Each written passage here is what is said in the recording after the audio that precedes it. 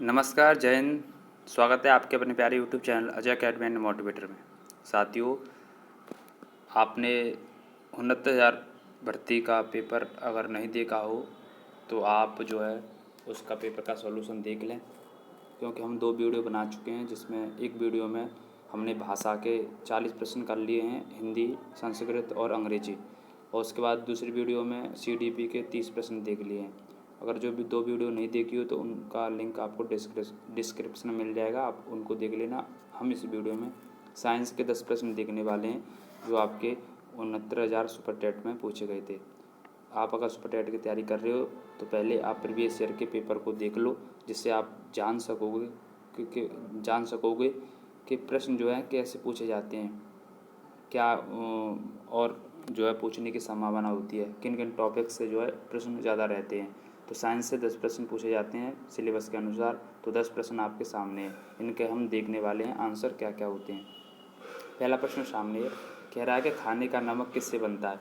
तो option A कह रहा है कमज़ोर अम्ल व कमज़ोर क्षार, बी कह रहा है मजबूत अम्ल और मजबूत क्षार, सी कह रहा है कमज़ोर अम्ल और मजबूत क्षार, और डी कह रहा है मजबूत अम्ल और कमज़ोर क्षार। तो इसका आंसर होगा साथियों मजबूत अम्ल और मजबूत क्षार। ठीक है, जब हम उदासीनीकरण अभिक्रिया पढ़ते हैं तो उसमें हमें ये प्राप्त होता है, जब HCl की NaOH के साथ क्रिया होगी तो हमें क्या मिलेगा, NaCl, नमक मिल जाएगा और जल मिल जाएगा। तो ये उदासीनीकरण अभिक्रिया है, ऐसे भी पूछा जा सकता है। ठीक है, कि नमक जो बनता है वो कौन सी क्रिया के अकॉर्डिंग बनता है, तो उदासीनीकरण अभिक्रिया के अनुसार बनता है। तो इसमें ठीक है, तो HCl क्या है हमारा प्रबल अम्ल है, प्रबल मतलब मजबूत, और NaOH क्या है प्रबल क्षार। तो प्रबल अम्ल और प्रबल क्षार दोनों की क्रिया होती है तो हमें क्या मिलता है, ये नमक मिलता है, ध्यान रखना। आगे, किसी पिंड की गतिज ऊर्जा अपने प्रारंभिक मान का 4 गुना हो जाए तब नया वेग होगा। तो गतिज ऊर्जा जो है वो प्रारंभिक मान का 4 गुना हो जाएगी तो नया वेग क्या होगा। तो कह रहा क्या प्रारंभिक मान का 3 गुना, क्या प्रारंभिक मान का 4 गुना, और तीसरा ऑप्शन कह रहा है प्रारंभिक मान का 2 गुना, और चौथा कह रहा है अपरिवर्तित। तो ये साथियों प्रारंभिक मान का जो संवेग है वो 2 गुना हो जाएगा, सी ऑप्शन सही है। अगला प्रश्न कह रहा है ध्वनित तरंगों की प्रकृति होती है। तो ध्वनि तरंगें जो है ठोस द्रव गैस में चलती हैं, उनकी जो नेचर पूछा गया है, तो क्या वो अनुप्रस्थ होती हैं, क्या अनुदैर्ध्य होती हैं, क्या विद्युत चुम्बकीय होती हैं, क्या इनमें से कोई नहीं। तो साथियों ध्वनि तरंगें जो होती हैं वो अनुदैर्ध्य होती हैं, बी ऑप्शन सही है। तो ये आपका ध्वनि से संबंधित प्रश्न है। अगला प्रश्न, 1 माइक्रोन किसके बराबर होता है। क्या 10 की पावर -9, क्या -12, -6, -15।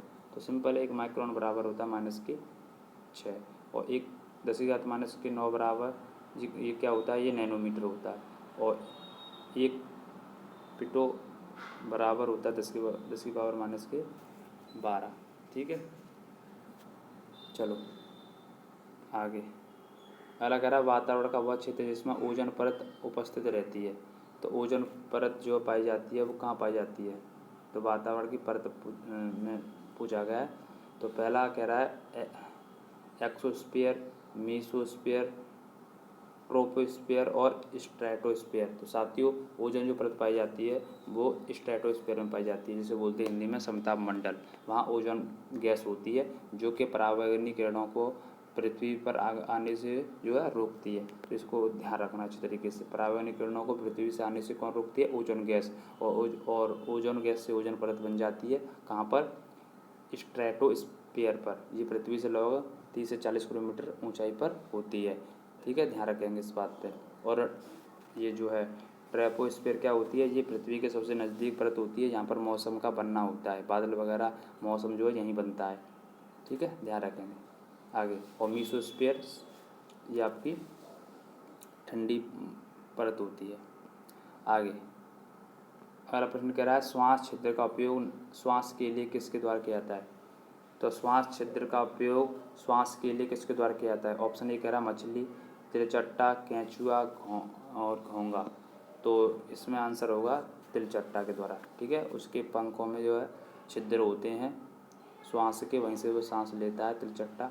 तो ये ऑप्शन बी ऑप्शन सही होगा। और जो मछली है ये गिल्स के द्वारा सांस लेती है, या क्लूम, और केंचुआ किसके द्वारा लेता है? त्वचा के द्वारा। ठीक है। अगला प्रश्न कह रहा है कि सरल रेखा पर गतिशील किसी कण की स्थिति x समय के साथ संबंध x बराबर 6t² माइनस 5t के अनुसार बदलती है, जहाँ x मीटर में, t सेकंड में है, तो कण का प्रारंभिक वेग क्या होगा? तो यहाँ पर t कॉमन ले लेंगे तो हो जाएगा 6t माइनस 5 और t को मानेंगे प्रारंभिक वेग, तो प्रारंभिक वेग मतलब 0 है, तो 6 गुणा 0। ठीक है। और t का मान क्या हो जाएगा? यहाँ 0। तो इसके बाद फिर बचेगा ये क्या बचेगा? 5 बचेगा, तो यहाँ 0 बन जाएगा, तो माइनस के 5 मीटर पर सेकंड हो जाएगा। तो ये बी ऑप्शन सही हो जाएगा। अगला प्रश्न कह रहा है किसी कमी से रतौंधी रोग होता है, तो रतौंधी रोग ब्लाइंडनेस ई की कमी से होता है, और स्कर्वी रोग सी की कमी से होता है, बेरीबेरी बी से, और डी रिकेट्स की कमी से। ठीक है। अगला प्रश्न कह रहा है कि 4.4 ग्राम CO2 का NTP का आयतन क्या होगा? तो इसका फॉर्मूला आप ध्यान रखना, दिया हुआ द्रव्यमान बट्टे जो परमाणु, जो आपको दिया जाएगा परमाणु, उसका अणुभार आपको निकालना पड़ेगा, और बराबर NTP और 22.4। ठीक है। ये फॉर्मूला होता है, तो निकाल लेंगे। आपको दिया कितना है, जो द्रव्यमान कितना दिया गया ग्राम में दिया गया 4.4, और CO2 का हम अणुभार निकालेंगे, तो C का होता है 12 परमाणु क्रमांक, और O का 16, और 16 और 2 से गुणा कर देंगे तो 32, और जोड़ेंगे तो कितने हो जाएंगे? 44। तो यहाँ पर 44.4 बराबर NTP बट्टे 22.4 होता है। तो ये कट जाएगा 10 बार, और 10 का भाग इसमें देंगे तो आ जाएगा 2.24। बी ऑप्शन सही हो जाएगा। अगला प्रश्न कह रहा है कि इनमें से सबसे कमज़ोर बल कौन सा है? तो सबसे कमज़ोर बल, जैसे कोई भी गेंद हम ऊपर फेंक देते हैं तो ऑटोमेटिक अपने आप नीचे आ जाती है, जिसे हम अब बोलते हैं गुरुत्वाकर्षण बल। तो सबसे कमज़ोर बल यही होता है जो न्यूटन साहब ने दिया था, और सबसे मजबूत बल न्यूक्लियर बल कहलाता है। ठीक है। ये भी ध्यान रखना, मजबूत न्यूक्लियर बल, कमज़ोर गुरुत्वाकर्षण बल। अगला प्रश्न, तो ये हमारे 10 प्रश्न हो गए, 10 प्रश्न साइंस के थे, और आप इनका एनालिसिस कर चुके हैं, और जिसके अकॉर्डिंग आप तैयारी कर सकते हो। ठीक है साथियों, जय हिंद, जय भारत, वंदे मातरम, जय सीताराम।